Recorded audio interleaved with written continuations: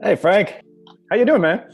Good, buddy. How you doing? I'm doing good. I want to start at the beginning with a funny story I remember about sort of like your writing origin story because I remember like shortly after college, you and I spoke like maybe like 6 months after college, just one of those kind of like check-ins. And I was like living at home and working at a seafood restaurant, trying to save money to move to LA.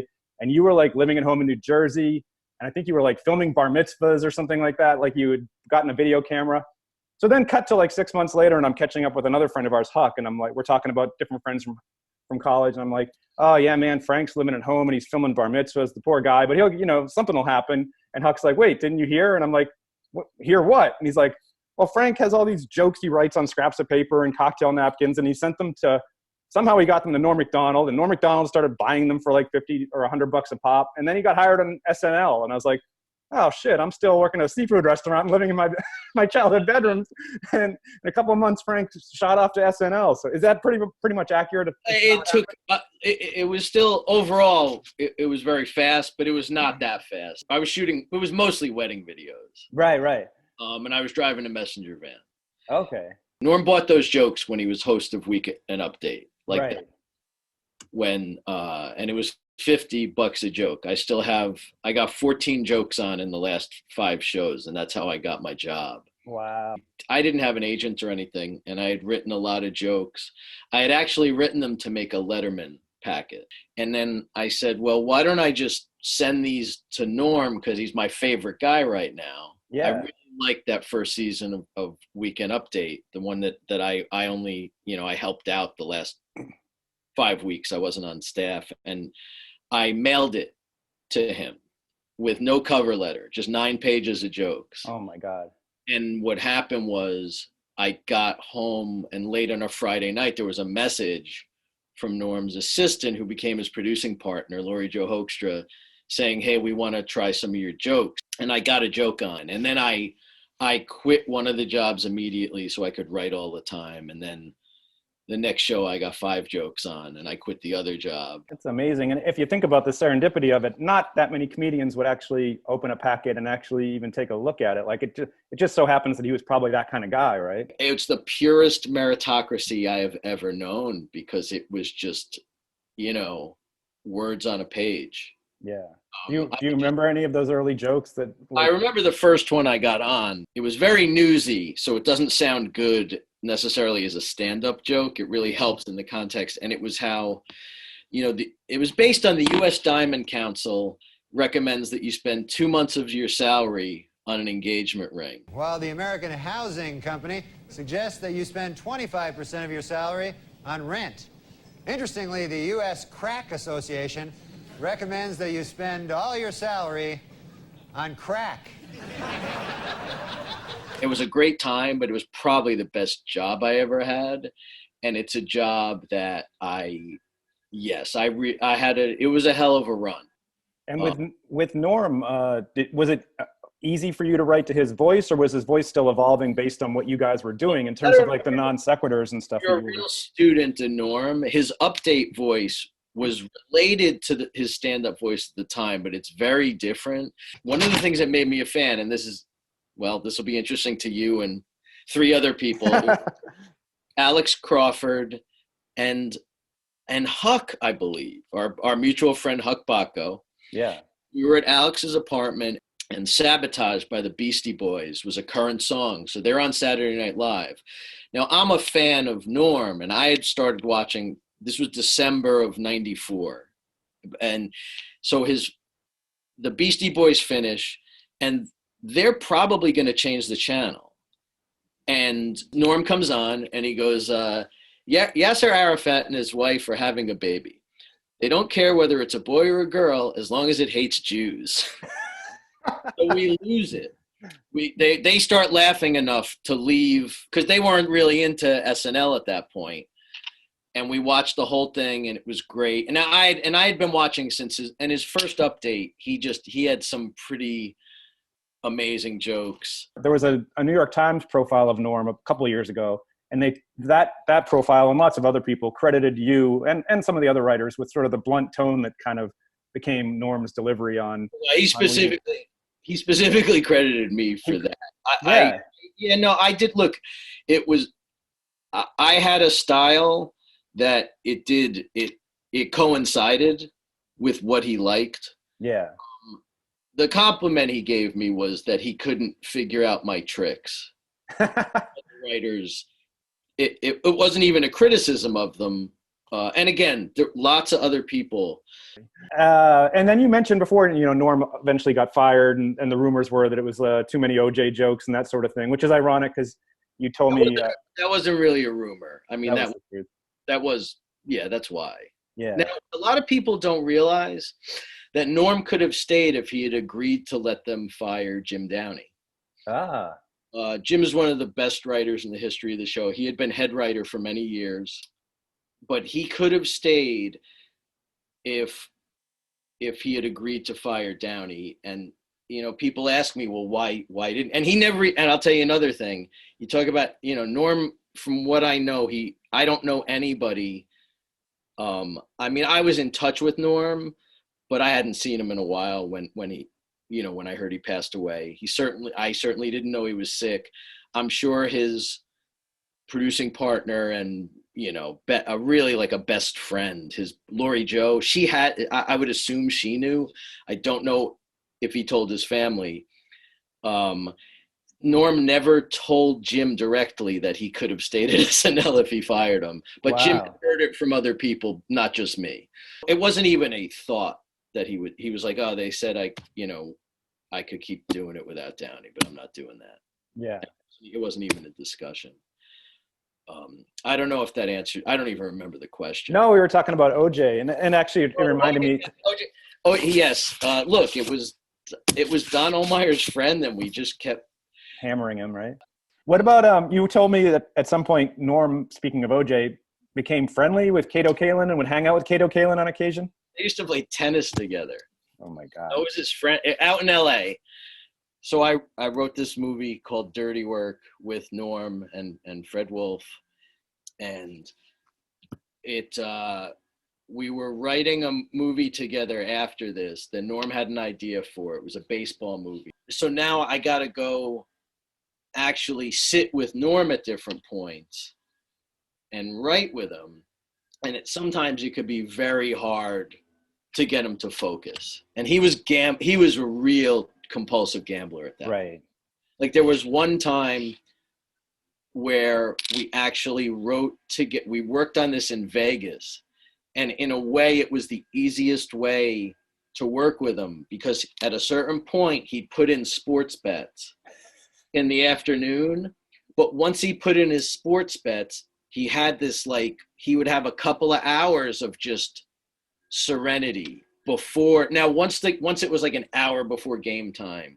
So like on LA time, that's like, he was good from 1 to 3. Yeah. 2 to 4. So anyway, we're writing at Lori Jo's house. So, let's say I'm there for 90 minutes or 2 hours, and we just get to a point where he's got his head in it. And again, I know that it's my job is to be the, more the writer putting this shit together. I mean, he wouldn't want to work with me if I didn't do jokes, but we're pitching jokes to him, getting him back. So Kato shows up. That's the first time I met him. And I got to tell you, he's a very sweet guy. Yeah. And I have to preface this by saying he was nothing but a smiling, nice man to me. And he deserved none of what I'm about to tell you. So Kato's there, and Norm just totally loses his focus, and they're ordering dinner. And I even remember Kato orders the turkey gobbler. And he's talking, and Norm's talking to him. It's not like he's even interrupting, but the fucking work is over. And so Kato kind of makes a gentle joke about, Frank doesn't look too happy. And I go, no. I go, Norm, Kato is a good friend to have. Because if you decide you need to murder someone, he's not telling anybody. So, yeah, I said that to him. How did the room react to that one? Well, I'm sure Norm laughed. Kato just kind of gave the kind of look when a guy is that much of a jerk to you. But And I think that was almost my exit line. I was pissed off that now I'm driving back to the Valley, and in my head, I'm like, I was here for 3 hours. Yeah, you wanted to check off some accomplishments. 15 minutes. And honestly, if you get the right 15 minutes with Norm, that's fine. But you've mentioned Dirty Work a couple of times. I have to ask you about Don Rickles is in Dirty Works, who's obviously one of my heroes. Was that, and he's a legend of roast land. Was that a fun experience? It was amazing. I had met him before that with Norm. Rickles played Carnegie Hall, and me and Norm went. He knew who Norm was. I'm sure he didn't watch Saturday Night Live. He just knew this is a comedian. I kind of know that kid. And we go into his dressing room, which is it's a huge thing with a big shrimp and food, and he offers this stuff, and we're couth enough not to take anything. And he's in his robe. He's one of those old guys. You Dean, I know you love old stuff. And I love old stuff. How they don't put their pants on. They don't put their pants on, and they have a guy that dresses them. Usually. Yeah, the valet who came out on stage is his real valet. That guy was there. But they don't want to break the crease in the pants. They want to look fresh. And he basically, Norm goes, "Hey, how you doing?" Norm, how are you? He does some joke about it. And then he goes, "Oh, this is my buddy Frank. He's a writer." And Rickles puts his arm, shakes my hand, puts his arm around me, and starts like walking me away from Norm. And he goes, "A writer, huh?" Like, and I'll tell you, when he showed up on Dirty Work, it was the same thing. Yeah. He went up to Saget at one point. He goes, "Bob, I told Marty Scorsese you were directing a movie." The man clutched his chest. The best joke I remember is Artie Lange was so excited to meet him. Yeah. And so when he leaves, he goes, "Mr. Rickles, I just want to say it was really just amazing to get to meet you." And then Rickles starts fake crying. He goes, face doing the fists on the eyes. He's amazing. I saw him perform a bunch. I saw him open for Sinatra. I saw him perform a bunch of times, but then I saw him once at this really small place near where I grew up called the North Shore Music Circus. And the hilarious thing was, it was in Massachusetts. The hilarious thing was his act depended on him pointing out different people of different ethnicities in the crowd. So he'd be like, "Oh yeah, the Japanese guy up there in the back row, blah, blah, blah." And you look around and it's like all old white people in polo sweaters. I'm like, he's doing one ethnic joke after another. And I'm looking around and I'm like, there's not one non-white person in this little theater. That's funny. That's how you'd have to do it today. Yeah. Not get in trouble. Exactly. Well, we haven't even spoken about the Comedy Central roast. So let's talk quickly about the roast. You've worked on a gazillion of them. The Bob Saget roast, according to IMDb, you didn't work on that, which I found shocking because Norm MacDonald, that was the one where he did his famous roast routine. Well, it's interesting. My perspective is very much outside that roast. I actually was writing personally for Artie Lange on that. And this is just to give all this does is give some context about when I think about this, it makes Norm's performance even more impressive to me. Basically, Artie was going through a rough time. And again, I don't want to that's his story to tell. I love Artie very much, and Norm did too. I knew people on the roast who were working on it. Yeah. So they called me, and now I knew something might be up with Artie because as much as at the time, this is a long time ago, he was very reliable in terms of work at one point. Never showed up late for anything. And I had written him a bunch of jokes and we had talked about them, but he never called me the week of. And I mean, he's a comedian. When it's about them. Yeah. That's when they call back. And I'm like, this is very odd that he wouldn't call me to go over jokes. So the day of the roast, I get a call, and quite honestly, they were angry. They go, "Listen, it seems like Artie's not going to show up." They offered a private plane, and then he kind of, I think, was honest, maybe through his lawyer, about the troubles he was having, and they offered a private plane with a doctor. Wow. So they didn't give a fuck how he got there. So, and then, and I'll be honest with you, when I took the phone call, it was like, again, I'm not going to go into his deal, but he was not a fucking happy drug addict. It wasn't like he was out partying. He's in a dark place. Yeah. He was in a bad place, alone in an apartment. Okay. And I did not talk to Norm that day, but I spoke to him after it. And the thing, all Norm didn't like. Was Norm brought in to replace? No. Norm was on. No, he was already on. Norm is friends with Saget, and that's why Norm was doing it. You know, he's never been on another roast. And the thing is, Norm has had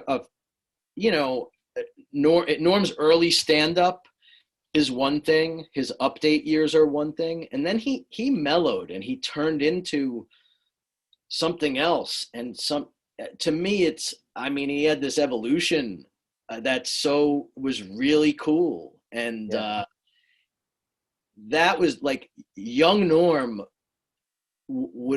might have just,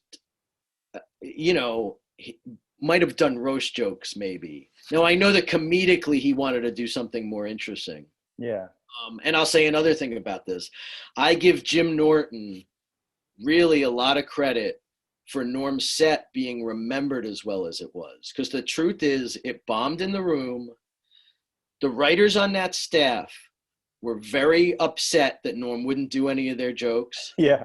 Everybody can fucking say how much they loved it now. They did not at the time. And I will admit, as I was watching it, because I didn't go to the taping, as I was watching it on television, I was really on the fence. I'm like, okay, this is interesting that he did this. And for people that didn't see it, Norm basically got up and did almost like an old school, like non sequitur Henny Youngman Farmer's Almanac kind of joke set, right? Even to say Henny Youngman, they were more they were more Reader's Digest. Yeah, Henny Youngman actually had a punchline. They were meant not to offend. They were silly, meant not to offend anybody. No, but Bob has a beautiful face, like a flower. Yeah, cauliflower.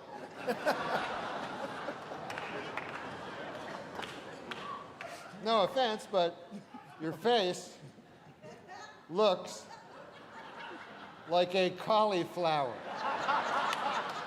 Now, eventually, the tonnage of that does become funny. Yeah, that's what it is. It's committing. When you commit to it, as only Norm could do. Bob, you have a lot of well-wishers here tonight, and a lot of them would like to throw you down one. A well. They want to murder you in a well. Seems a little harsh, but apparently they want to murder you in a well. It says here on this card. But to me, what just buttoned this up as being brilliant was that, I don't know if Jim Norton killed. Yeah. Okay? And he's killing, and he says, MacDonald, God bless you. Watching your set was like watching Henry Fonda pick blueberries. and then Norm's reading the newspaper. Yeah. Acting like he's not listening at all. And he slowly puts the newspaper down. And then Jim Norton, to his credit, now everyone is mic'd, but I mean, Norton had the podium. He had control of the room at that point, and he could have steamrolled Norm if he wanted to. He could have just talked, but he didn't. He let him, he goes, oh, he's going to talk. And it was such an interesting moment for me where, like, oh shit, this guy who's killing looks like just a bit nervous, like, oh shit, what's the guy who bombed just gonna say? That's what he said. He basically roasted the entire roast. He goes, why, I don't think there's a person in here that would not love to watch Henry Fonda pick blueberries. So when Norm heard Artie wasn't coming, and being friends with Artie and knowing his troubles, and Norm basically said to them, he was sort of convinced that maybe Artie had died, and they weren't telling anybody. I remember Norm said to them, listen, if Artie died and you motherfuckers aren't telling me, I will fucking kill somebody. Yeah. I'm not doing it. I mean, he showed them real anger because he was more concerned about his friend than any performance. And I think he was somehow reassured. And he certainly, obviously, I mean, Artie's still with us. That did not happen. So he was reassured. But that's the thing. He had that on his head during that performance. And I know how much it weighed on him. Yeah. And so when I watch it, I think of it in that context, and it really makes it kind of incredible that because of what he did, it had to be so focused, and it was so nuanced. Like if it looked like his head wasn't in that, the confidence wouldn't have been there, and he wouldn't have been able to make the anti-joke thing work at all. Yeah, it had to have a sweetness underneath it all.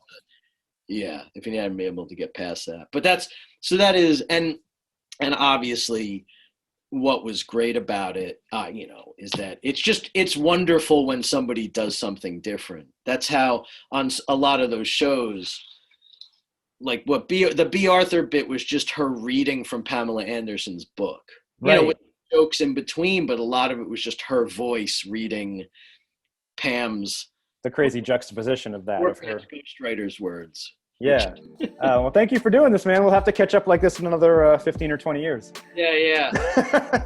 All right, pal. Thank you so much, Frank. Dean, no problem. All right. Yeah, great to see you too.